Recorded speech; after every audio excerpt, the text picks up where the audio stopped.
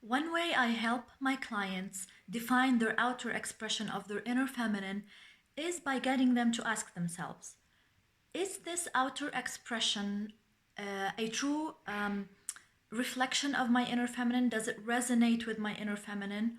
Or is it something that I have adopted from outside of me? Is it somebody else's idea? Is it the society's idea of what feminine is, and I'm just conforming to that?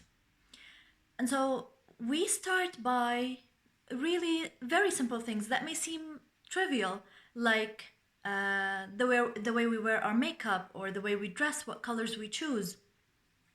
It may seem very silly, but it's not, because for most of us, really, we have been brought up to think feminine is wearing pink, wearing skirts.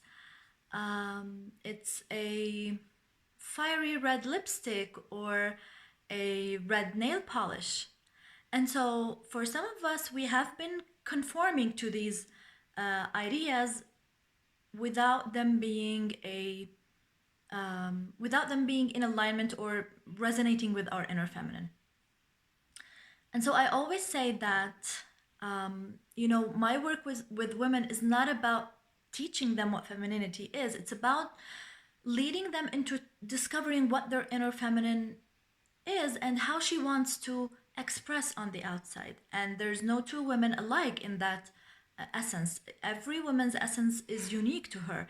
And we owe it to ourselves to dig deeper and find out what is the truth of my inner feminine, and then allow her to express on the outside. And so to start letting go of all of the things that we have adopted as our own, but they're not necessarily a true reflection of our inner feminine. We start with these things that may seem, like I said, very simple or very superficial, maybe. But for so long, for me, I have been taught that feminine means like straight, sleek, straight hair, not curly hair, or very thin body, right? This is one of the millions of boxes that the society has created for women for us to fit into, as the perfect expression of what feminine is. And so for us to start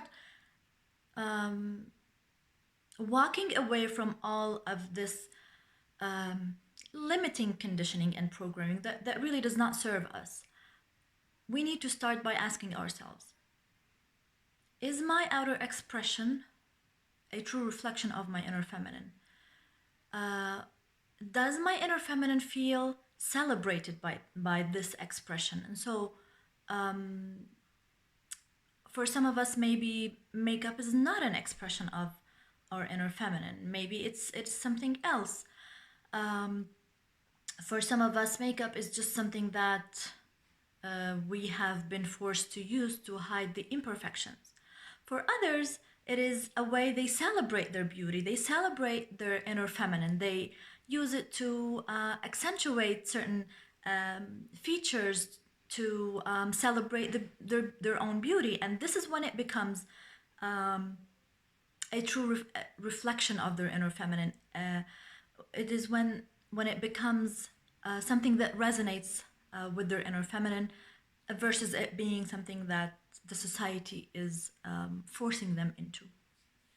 And so I invite you to also ask yourself this, starting with the way you present yourself to the world, the way you present your inner feminine to the world.